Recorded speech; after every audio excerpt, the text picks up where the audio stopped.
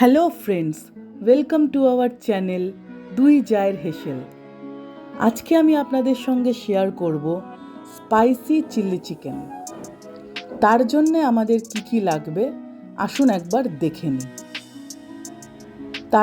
আমি এখানে 2.5 kilo chicken নিয়েছি। 2.5 কিলো চিকেনের মধ্যে আমি 3টে ডিম দেব, একটু আদা বাটা আর 8-10টা মতন লঙ্কা, পেঁয়াজ আর রসুন।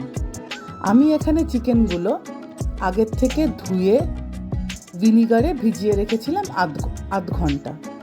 এবার আমি এর মধ্যে এই পেঁয়াজ, রসুন, লঙ্কা আর আদার একটা পেস্ট বানিয়ে নিয়ে ওটাকে ম্যারিনেট করব।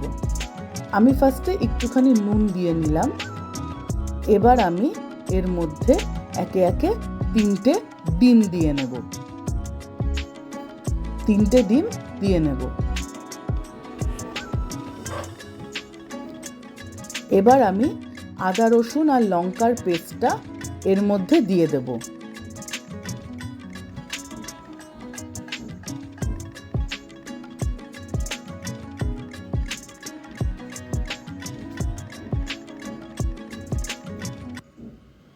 ভালো করে আদা, রসুন, লঙ্কার পেস্টটা দিয়ে কর্নফ্লাওয়ার দেব। পরিমাণ মতন কর্নফ্লাওয়ার দেব, খুব বেশি দেব না, তাহলে কিন্তু কোটিংটা অনেক বেশি হয়ে যাবে। আমরা এখানে অল্প পরিমাণে কর্নফ্লাওয়ার দেব, দিয়ে ভালো করে মেখে একটুখানি ময়দা অ্যাড করব, জাস্ট একটুখানি, বেশি কিন্তু দেব না। আমরা কিন্তু এখানে কোটিংটা যাতে বেশি না হয় সেই দিকটা খেয়াল রাখবো। বেশি কোটিং দেব না, অল্প কোটিং দেব, দিয়ে আমরা ভালো করে এটাকে ম্যারিনেট করে নেব।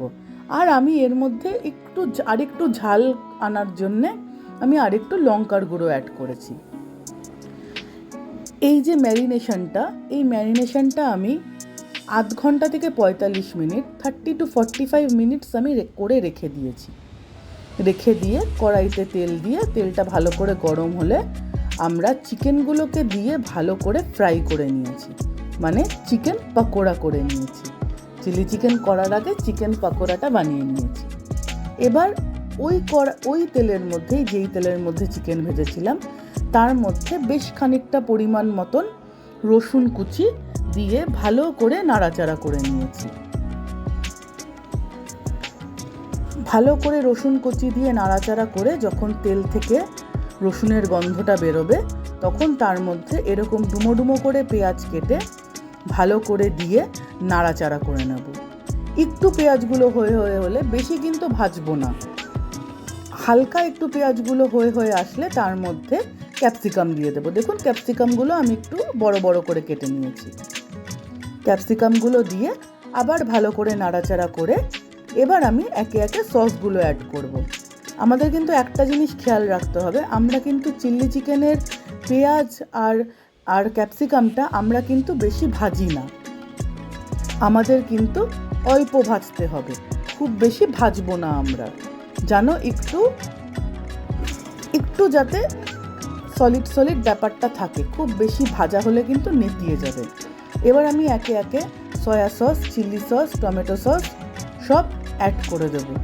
অ্যাড করে দিয়ে এই সয়া সসটা অ্যাড করলাম।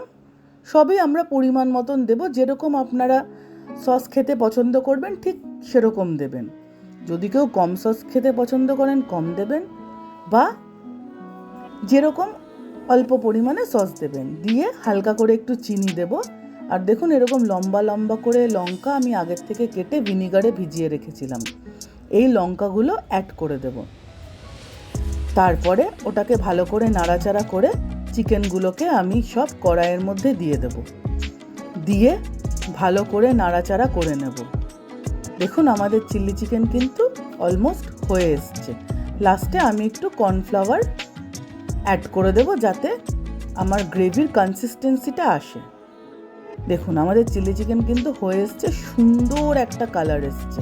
এরম করে চিলি চিকেন করে খেয়ে দেখুন। ভালো লাগলে please like, share and subscribe. Thank you.